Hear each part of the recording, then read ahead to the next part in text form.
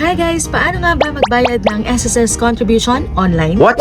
Pwes, tutukan mo na ang video na ito. Pero bago ang lahat, syempre guys, huwag mong kalimutang mag-like, comment, and subscribe sa ating YouTube channel para updated ka sa mga latest videos na i-upload natin.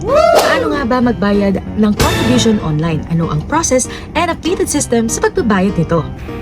Pero wait, ang video na ito ay paglilinaw po sa mga voluntary member ng SSS at hindi po ito para sa mga employed.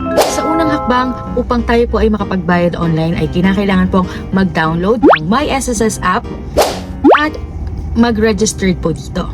At kapag meron na po kayong username at password, ay mag-login na. Once na nakapag-login po kayo ay makikita nyo po ang PRN. Pindutin po ito para makapag-generate po kayo ng payment reference number. Pagkatapos po ay mapupunta kayo sa payment reference number at i-click po ang contribution.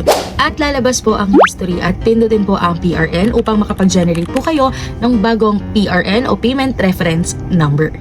Fill upan ang membership na type, ilagay ang voluntary kung kayo po ay voluntary or self-employed.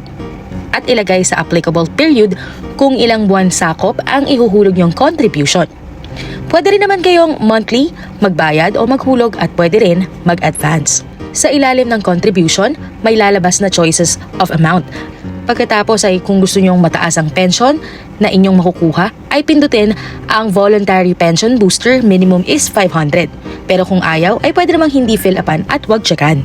Once okay na sa total amount, ay i-click ang Generate PRN. After po nito ay lalabas ang Generate PRN Summary na fill upan at i-click lang ang OK. Pagkatapos po ay lalabas na ang SOA, hanapin lang ang PRN number at i-copy ito. Pwede rin itong bayaran sa GCash. Pindutin lang ang bills.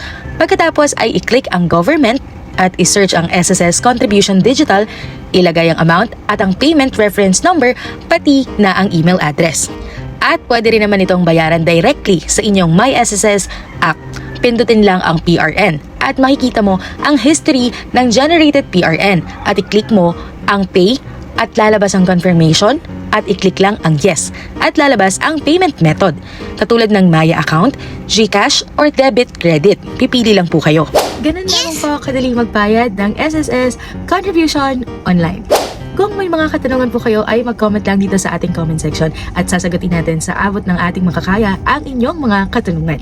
Thank you guys for watching my videos and for more information, please like, comment, and subscribe. Bye!